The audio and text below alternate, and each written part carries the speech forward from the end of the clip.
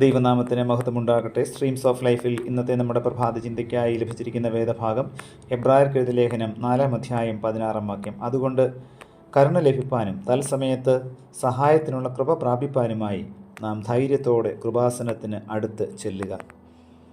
അമേരിക്കയുടെ മധ്യ പശ്ചിമ പ്രദേശത്തുള്ള ഒരു കോളേജിൻ്റെ ധനസഹായത്തിനായി ഒരു സമ്പന്ന വ്യക്തിയെ സമീപിക്കുന്നതിന് കോളേജിലെ ഒരു പ്രൊഫസറെ ചുമതലപ്പെടുത്തിയിരുന്നു. ആ സ്ഥാപനത്തിന് വേണ്ടിയുള്ള ഒരു പ്രത്യേക പരിപാടിക്ക് ധാരാളം പണം ആവശ്യമായിരുന്നു.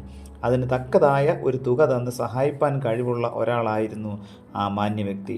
പ്രൊഫസർ ഒരു വിശ്വാസിയായിരുന്നതിനാൽ കർത്താവ് ഇക്കാര്യത്തിൽ തന്നെ ശരിയായി വഴി നടത്തുമെന്ന് ആത്മാർത്ഥമായി പ്രാർത്ഥിച്ചുകൊണ്ടാണ് തൻ്റെ ദൗത്യ നിർവഹണത്തിന് പോയത്.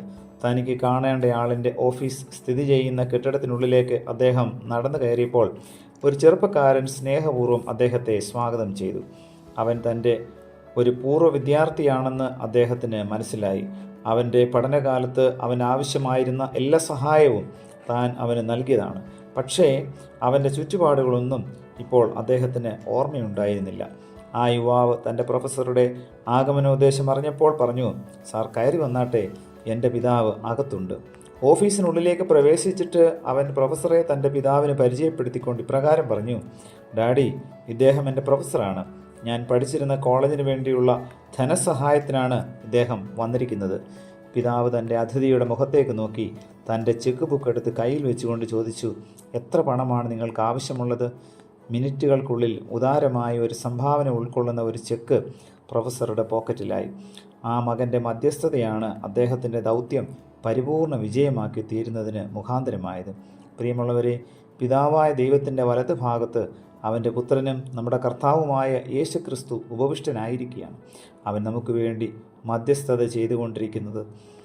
ഇസ്രായേൽ ജനതയ്ക്ക് വേണ്ടി മഹാപുരോഹിതൻ വിശുദ്ധ സ്ഥലത്തേക്ക് പ്രവേശിച്ചുകൊണ്ടിരിക്കുന്നത് പോലെ നമ്മുടെ അത്യുന്നതനായ മഹാപുരോഹിതൻ നമുക്ക് വേണ്ടി ദൈവസന്നിധിയിൽ പ്രവേശിച്ചിരിക്കുന്നു.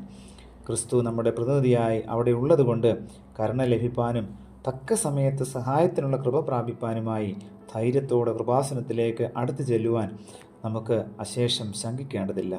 ആ ദൈവത്തിനു വേണ്ടി മനുഷ്യരോട് സംസാരിപ്പാനായിട്ടാണ് യേശു ഈ ലോകത്തിൽ വന്നത്. ഇപ്പോൾ അവൻ മനുഷ്യർക്ക് വേണ്ടി ദൈവത്തോട് സംസാരിച്ചു കൊണ്ട് സ്വർഗത്തിലിരിക്കുന്നു.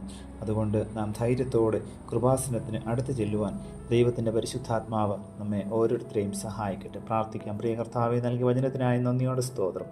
ധൈര്യത്തോടുകൂടെ കൃപാസനത്തിൻ്റെ അടുത്തുവരുവാൻ തക്കവണ്ണമുള്ള ശക്തിയും ബലവും മനസ്സും ഞങ്ങൾക്ക് അവിടുന്ന് നൽകി അവിടുന്ന് ഞങ്ങളെ സഹായിക്കണമേ.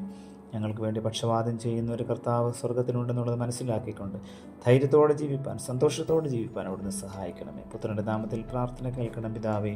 ആമേൻ.